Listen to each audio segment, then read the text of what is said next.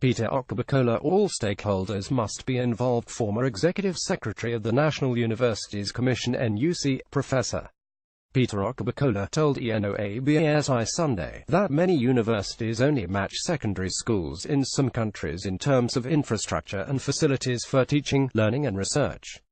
While wishing a seamless relationship between the Academic Staff Union of Universities (ASUU) and the federal government, he said the former has been more of a positive enabler of development in the university system than a depressant. He also recommends a funding system that is sustainable and corruption-proof. Since subsequent governments have shown themselves incapable of honoring agreements reached with ASUU except they are forced to, is it not time the university teachers explore other ways of providing solution without jeopardizing education, the backbone of societal advancement? Over the last 6 years, I have traveled to 38 African countries, studying the university systems as part of an African Union European Union consultancy on the setting up of a Pan-African Quality Assurance Agency. From the data gleaned from our studies, I hide my head in shame when we compare the level of resourcing of our universities with many African countries that are not as economically endowed as this giant of Africa. Many of our universities match secondary schools in some of the countries in terms of their infrastructure and facilities for teaching, learning and research. An American professor who visited us this week had the benefit of seeing some of our universities. To say the least, he was unimpressed with the general ambience of a few of these universities. In 2012, the federal government did its own introspection by way of a needs assessment survey of our public universities, the findings of which exposed the huge infrastructural rot in the system, which the American professor saw a glimpse of this week. Our study of African university systems confirms that most African governments are tardy in responding to demands by staff unions and only hearken to the cries of the unions for improved resourcing and welfare issues after prolonged strikes. In contrast, in Asia, Europe and North America, a few days of strike and it is all over.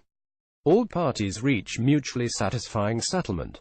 In Africa, resolving industrial disputes in universities, especially with governments, is like using your knuckle to extract the nut from palm kernel. Let me continue this narrative by making two assertions. First, education in Nigeria is already jeopardized whether ASUU is in the picture or not. Second, if you took ASUU out of the picture, the level of jeopardy of education today would have been cataclysmic and catastrophic. The slight restoration of the glory of the university system in Nigeria after its battering in the mid-1980s can be boldly ascribed to ASUU's action and pressure on government beginning from 1992. The establishment of the Education Trust Fund, which recently metamorphosed to the Tertiary Education Trust Fund (TET Fund), came about largely through the recommendation and pressure by ASUU. The improved welfare scheme of staff in the universities could have been shadowy if not for the pressure of ASUU. The hypothesis I wish to cling to is that ASUU has been more of a positive enabler of development of the Nigerian university system than a depressant of the system. Of course, I will hasten to add that the length of strikes has been most deleterious to the image of the system. This is why ASUU and other unions should be temperate in the extent to which they stretch the national strikes. Having said all these, let me express my delight at the Fraidenavesuding way the Minister of Education, Malam Adamu, has been handling the current ASUU strike, especially in boldly acknowledging that government erred in not honoring the agreement it freely entered into with ASUU. Since I have been part of the Nigerian university system, this would appear to be the first time we have had such mea culpa. I think this question should be turned around to why should government enter into an agreement with ASUU and other university unions it knows it cannot execute? Since an agreement has been mutually consented to, it behoves both parties to strive to meet the sides of the bargain. This is the crux of the logjam, whose resultant is the strike. Take the scenario you painted in your question about university teachers exploring other ways of meeting the demands. The information that I have is that dialogue was explored on the side of government and ASUU to resolve contentious issues, but there are a few grey areas that I believe will soon be cleared. The genuine commitment of the acting president, who is an outstanding academic himself, and that of the education minister, who has been an ardent supporter of ASUU before he came into office, as well as the underground moves to diffuse tension by the current executive secretary of National Universities Commission (NUC), give many of us the confidence that the strike storm will soon tide over.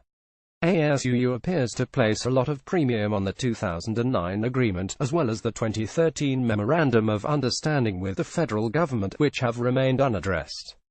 Can any meaningful thing happen between both parties without these two issues being addressed? From the feedback we are getting, there is a ray of hope in reaching a consensus on the contending issues, and the strike should be over soon. What I know will be a no-go area for government is the TSA, which government will resist exempting the universities from, as this will create a precedent that may throw the whole concept of TSA overboard. Obviously, government cannot fund tertiary education sufficiently. Apart from the Tertiary Education Trust Fund (TET Fund), what can government do to further address funding challenges in universities? The federal government apparently subscribes to the public good concept in university education. This means, university education leads to products, graduates whose services are for the good of the public. This philosophy implies that public education should be supported through public funds, the hallmark of which is the tuition policy. So long as the federal government directs that tuition should be free in federal universities, it should be prepared to pay every kobo for the education of every student in every federal university. This amount is easy to compute. NUC knows the cost of training a student in every course for a given year. Simple multiplication with the total number of enrolled students for every university will give you how much a particular university will need in order to give quality education for that year. The scenario which unfolds based on our 2015 study on funding university education in Nigeria is that federal universities typically get about 62% of what is needed annually to run the university. The state universities fare much worse. In most developing countries, the private good model is popular, where students pay tuition. For those who can ill afford, scholarships, bursaries and loans are attractive options. Let me take two case studies. In Finland, where the public good model predominates, universities are largely tuition-free and government funds the universities to deliver quality education. Of course, the universities support government funding with endowments, consultancies, alumni donations and private sector partnerships.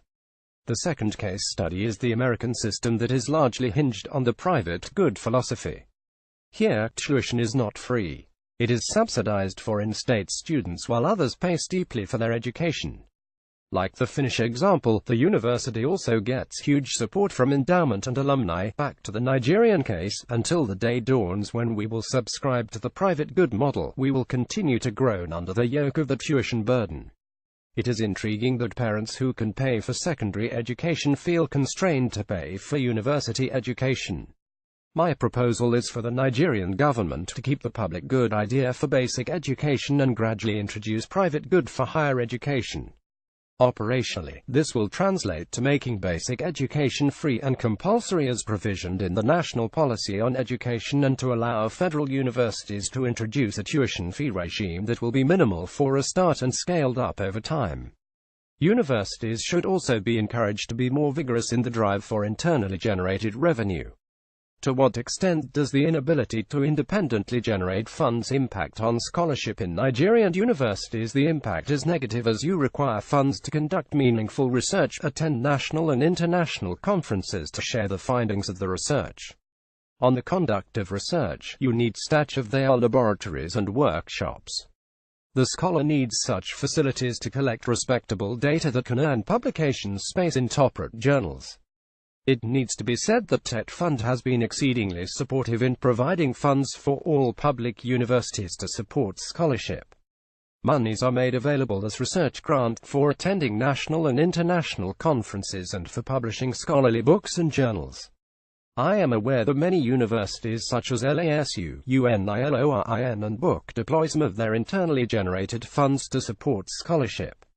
Some universities abroad are financially independent. How can Nigerian varsities get to this pedestal? We can only attain financial autonomy if government can muster the political will to give managers of our universities free hand to source funds through tuition and other means. On the matter of tuition, it is clear that because of the high poverty level of many parents, ability to pay will be limited. This is why scholarships, bursaries and loans should be generously available. Universities abroad that are financially independent are heavily dependent on tuition and endowments. To attain the heights they have reached, we have to shift gear and move in the direction to which they have set the financial course. Why is it so difficult for Nigerian universities to commercialize the research findings, or generate sufficient funds from consultancy services and sundry ancillary outfits? Two reasons can be adduced. First is the weak private sector support for Nigerian universities in terms of contracting university scholars to undertake research for the processes and products. A good number of industries, especially those with headquarters outside Nigeria, will not touch Nigerian universities with a 10 meters pole, preferring instead to get universities in Europe and North America to provide solutions to the problems.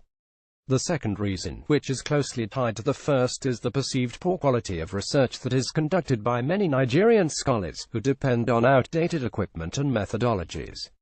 What we need to break this cycle is for improved resourcing of our universities, capacity building of our scholars, and a supportive policy environment for commercializing research outputs by our universities. We also need government to give first consideration to our universities in awarding contracts for services which our universities offer, while jerking budgetary allocation to the much-touted 26% allegedly recommended by United Nations Educational, Scientific and Cultural Organization UNESCO. Solve the problem of education in the country? Yes, it will in part, but is not the sufficient condition. We need a funding system that is sustainable and corruption-proof. In a 2016 study, our estimate is that in the next 5 years, we need at least 30% allocation of the budget of each state and the federal government to education to spring it back from its rot. The truth of the matter is that this request is a pipe dream.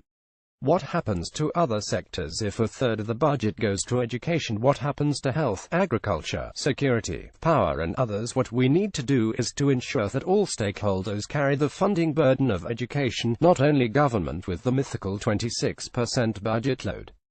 Parents have to be fully part of carrying the funding burden, so also the private sector. There are insinuations that even funds injected into tertiary education are not transparently applied. To what extent has this contributed to rot in the sector, and how can funding be tracked to ensure proper utilization? These insinuations have empirical basis, as the 2012 study conducted jointly by the NUC and the ICPC show. There is some unacceptable level of corruption in the system. Not only financial. The TSA is a potent tool for tracking the funds. Copyright 2017 Guardian newspapers. All rights reserved.